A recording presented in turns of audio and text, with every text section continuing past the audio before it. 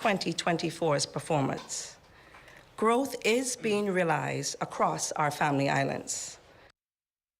The Ministry of Tourism's plan to attract more Canadian visitors here seems to be working. Air Canada is introducing new non-stop flights from Ottawa, Montreal, Toronto, and Halifax to Nassau's Lynden Pinling International Airport starting this winter throughout next year. Air Canada Vacations flights from Toronto to Georgetown Exuma are scheduled to resume this November through next year, April. Sunwing Vacations will extend its seasonal flights from Toronto and Montreal to Grand Bahama this summer. In addition to the Montreal-Nassau route this summer, Canadians can also opt for the non-stop charter offered by Club Med's Columbus Isle Resort in San Salvador starting this July. Amajal Knowles has a look at what's coming up in sports tonight. Amajal? Final day of competition at the Frank Pancho Ramming Track and Field Nationals. Details of that story and more coming up in sports.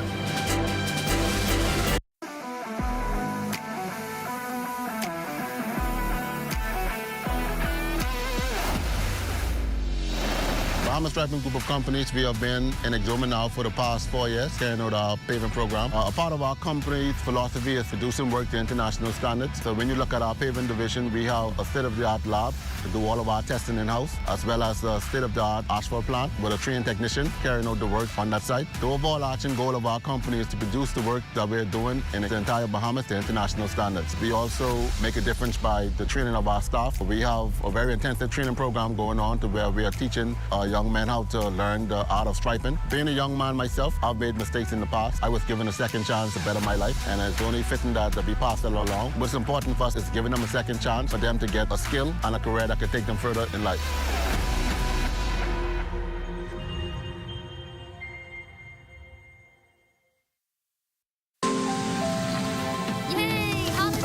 How do ideas become plans? Plans become memories. So you like my new room? And dreams become your life. This is retirement. Do you remember when hope became a house? When that house became a home? Your ideas are everything, and we're here to help make them happen. Your idea of yes, I can happens here.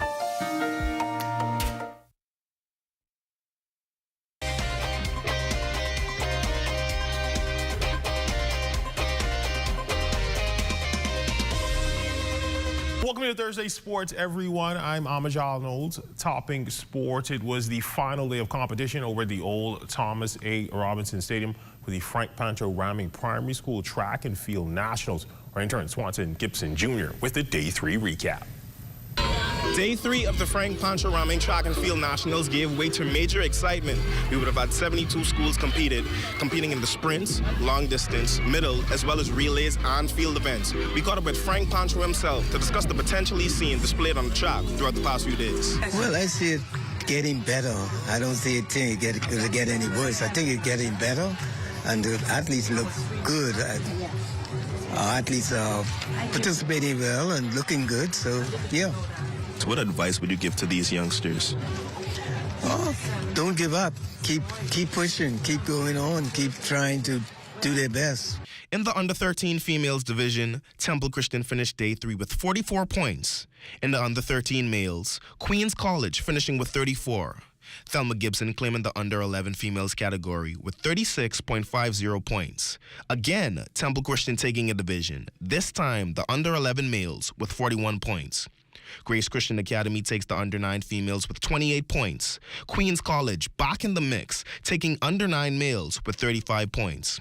Low Sound Primary took the under-7 females division with 34 points. Following them in the under-7 males is Temple Christian yet again claiming a division, tallying 34 points. Temple Christian cleaning up at this year's meet, claiming the under-females with 40 points. And we have Cleveland Aeneas taking the under-5 males division with 36 points. Reporting for ZNS Total Sports, I'm Swanson Gibson Jr. To the Diamond, the Bahamas Baseball Association outlining a busy upcoming summer for a few of our local youth baseball teams. The BBA holding a press conference last week to update the media. 12U team that's traveling to the Dominican Republic June 6th through 12th. The winner of that team advances to the World Series that will be held in California in August. The 12U team, there will be 15 players selected for that team. That team will be headed by James Clark and assisted by Norman Bastian and Donovan Cox.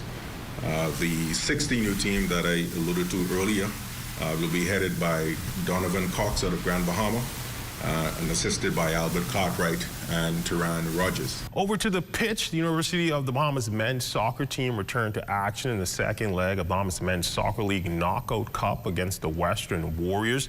This taking place at the Roscoe Davies soccer field.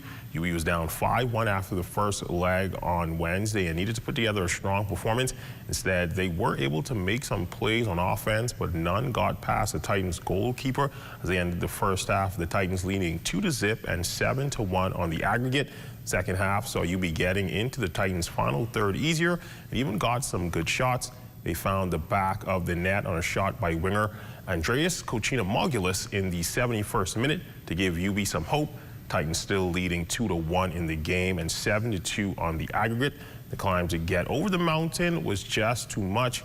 UB falling 3-1 in the game and 8-2 on aggregate. They will now play the Insurance Management Bears for the third place position on Sunday. It was always been an uphill battle.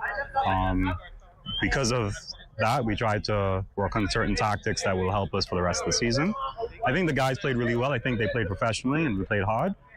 We tried to give some of the other guys who don't have as much minutes this season some play time, and they actually really showed out and showed well.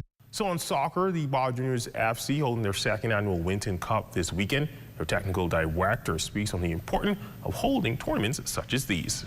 Yeah, well, it's very, very important for us to keep to have this kind of tournament because it helps the kids to understand that sports can take them somewhere. You understand? And being involved in physical activities is very well needed for the physical body as well. Also, it gives them a chance to do something positive. Let's look at your sports on this Thursday. A check on weather when we return.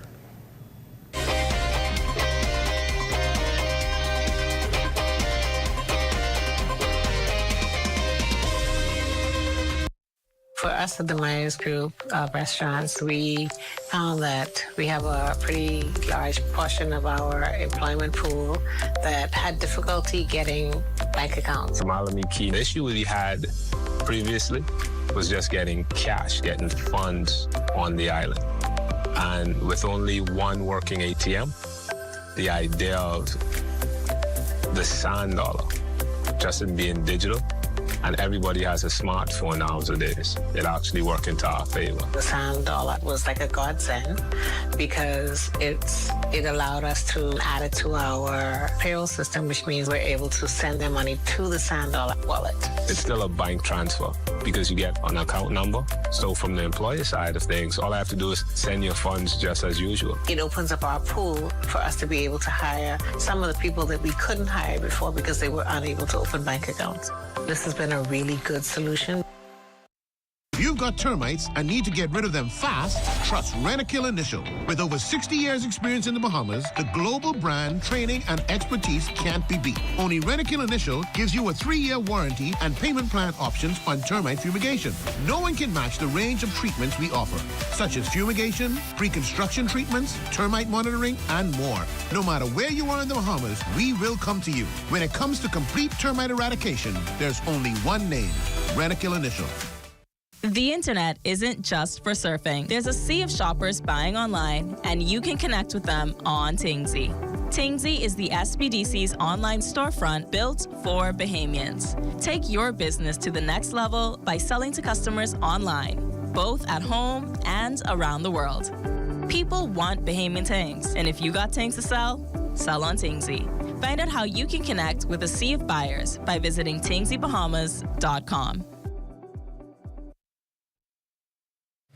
It's time now for a weather check with Chief Meteorologist Basil Dean. Good evening, Basil.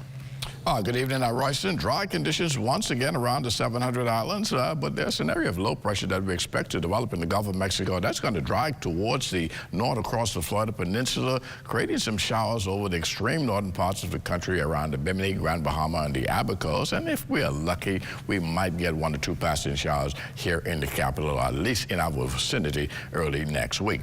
Temperatures around the island, 76 degrees in Marshall, Babaco, Green Tool, Key, and Freeport, Grand Bahama at 78. 78 degrees. To Berry Island, 78 as well. Bimini, they have a temperature of 80 degrees, 78 in Fresh Creek, Central Andros.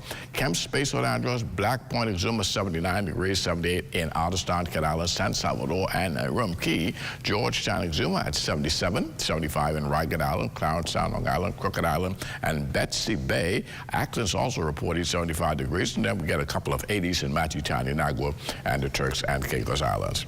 And our satellite pictures showing that troughing across northern Florida, which is sinking towards the south and east. That's the frontal boundary that will stall to the north of us. That, too, will enhance the shower activity. That low-pressure system forming on that in the Gulf of Mexico, which will eventually ride towards the north and east across the Florida Peninsula. And that's the system that will elevate the rain showers over the Grand Bahama and the Abacos during the weekend and early next week. Forecast tonight, we're simply going in for clear to partly cloudy conditions with a low temperature of 74 degrees, and tomorrow partly sunny, but still pleasant with a high temperature getting up to 84 degrees. And your extended weather forecast looking like this. Pretty nice weather through the weekend, but come Monday, that's when we'll see those showers in the forecast as a result of that stalled frontal boundary and the area of low pressure in the Gulf of Mexico. And some of that residual showers will hang over into the middle part of next week, but temperature-wise, we're going to get close to summertime temperatures as we head into Tuesday of next week, where we'll see the mercury column peak at 88 degrees, close to 90 degrees. But when you factor in the relative humidity with that, yeah, it's going to feel more like about 92 degrees. So some very warm days ahead for us. Even the nighttime temperature starting to warm up, getting into the mid to upper 70s, and that will be with us for the next few days. It's certainly warming up. Thank you, Basil, very much. Well, that's going to do it for the Bahamas Tonight at 11. Thank you for continuing to make ZNS your first choice for news and information. Only the sun covers the Bahamas better than ZNS. Thank you for watching, and good night.